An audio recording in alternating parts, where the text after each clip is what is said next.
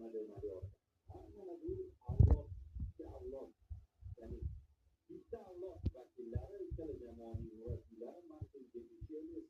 Argentinalik mutaxassislar yorqin himoyachi hamda yana bitta yorqin himoyachi Alvaro Arbeloa. Endi ozgina farq qilmasa, taxminan ularning faoliyatini bir-biriga yaqin deyishimiz mumkin. Kelishimiz pozitsiyasi markazi. Bugun pozitsiyalar haqida ko'p gapiramiz. Chunki kelishimiz tarkibida ham, ya'ni Mallorcada Arbeloa jamoasida ham Realda qiziq yechimlar bor. Mario Sanchez yana boshqa ma'lumotlarni tanishtiramiz. Kylian Mbappe formasini tiklab oldi. Terma jamoa tarkibida o'yin o'tkazib, gollarga rahmatli maydonlik shov-shuv ko'tarib mana muhim sanalardan biri Javier Iglesias boshchiligida Jorge Figueroa, Yunoncha Bar hamda Ava.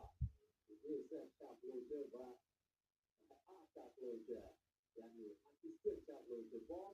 Hamkasblar Fahriddin Turab. Assalomu alaykum, qadrli do'stlar,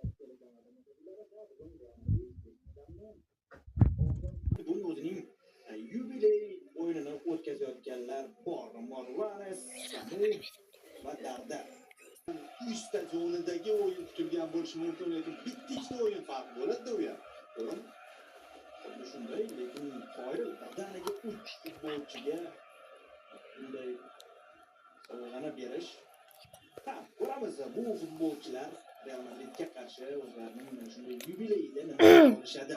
Zo'r havo, bahoriy havo, quyoshli havo, hali juda isib ketmagan janubiyroq hudud. O'ylaymanki, mana bunday chiroyli yerda ham stadioncha bor ekan. U yerda Mallorca ba'zi mashg'ulotlarini o'tkazsa kerak. Demak, Mallorca tarkibi darvozada birinchi raqamda Leon Roman, 5-chi Omar Mascarell, 22-chi Juan Mojica, 23-chi raqamda Pablo Maffeo, 24-chi jamoa sardori Martin Valient, 8-chi raqamda Manuel Morlanes, 10-chi Sergi Darder, 12-chi Samuel Costa, 15-chi Zitu